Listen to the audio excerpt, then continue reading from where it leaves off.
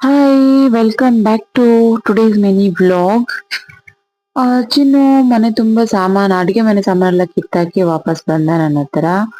ಅವನಿಗೋಸ್ಕರ ತರಕಾರಿ ಸ್ಟೀಮ್ಗೆ ಇಟ್ಟಿದ್ದೆ.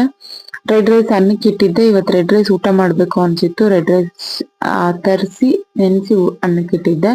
ಹಾಲು ಕಾಯಿಸಿಟ್ಟಿದ್ದೆ. ನಮ್ಮನೆ ಡ್ಯೂಟಿ ಮುಗಿಸ್ಕೊಂಡ್ ಬಂದು ಫ್ರೆಶ್ ಅಪ್ ಆಗಕ್ಕೆ ಸೊ ಚಿನ್ನು ಅವ್ರು ಬರೋವರ್ಗುನು ಅಲ್ಲೇ ಬಾತ್ರೂಮ್ ಹತ್ರನೇ ವೇಟ್ ಮಾಡ್ಕೊಂಡು ನಿಂತಿದ್ದ.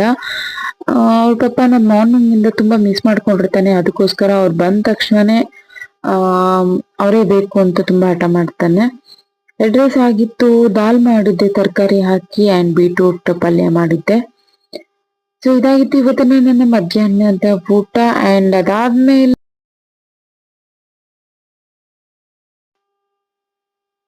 ಅದಾದ್ಮೇಲೆ ನುಗ್ಗೆ ಸೊಪ್ಪು ಚೆನ್ನಾಗಿ ಸಿಗುತ್ತೆ ನಮ್ಮ ಹತ್ರ, ತೊಳೆದಿಟ್ಕೊಂಡಿದ್ದೆ. ಮಾವಿನ ಹಣ್ಣು ಹಲಸಿನ ಸಿಕ್ಕಿತ್ತು, ಅದನ್ನು ಕೂಡ ಚೆನ್ನಾಗಿ ತೊಳೆದಿಟ್ಕೊಂಡಿದ್ದೆ.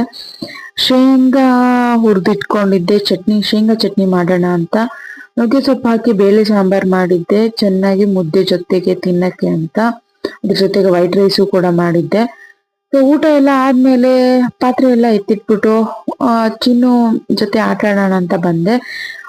ಯೂಶುವಲಿ ಊಟ ಆದ್ಮೇಲೆ ಒಂದ್ ಅರ್ಧ ಗಂಟೆ ಸ್ವಲ್ಪ ಚಿನ್ನು ಜೊತೆ ಆಟ ಆಡಿ ಆಮೇಲೆ ಮಲ್ಗೋದು. ಚಿಂಟು ನೋಡ್ಕೊಂಡು ಚಿನ್ನು ತುಂಬಾ ಎಂಜಾಯ್ ಮಾಡ್ತಾ ಇದ್ದ. ಯೂಶುವಲಿ ಇಡೀ ಮನೆ ತುಂಬಾ ಓಡಾಡ್ತಾ ಇರ್ತಾನೆ, ಒಂದು ಕಾರ್ನರು ಬಿಡಲ್ಲ ಮನೆಯಲ್ಲಿ. ಬಟ್ ಚಿಂಟು ಆಗ್ದವಾಗ ಮಾತ್ರ ಈ ತರ ಒಂದೇ ಕಡೆ ಕೂತ್ಕೊಂಡು ಡಾನ್ಸ್ ಮಾಡೋದು, ಅಥವಾ ಒಂದೇ ಕಡೆ ಕೂತ್ಕೊಂಡು ನೋಡೋದು ಮಾತ್ರ ಅವ್ನ್ ಮಾಡೋದು.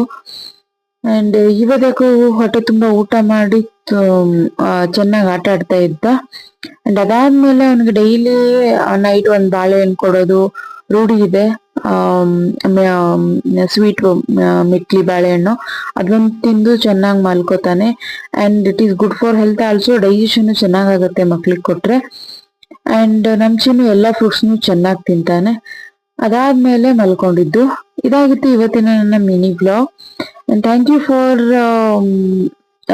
my YouTube family 242 subscribers ಆಗಿದ್ದಕ್ಕೆ.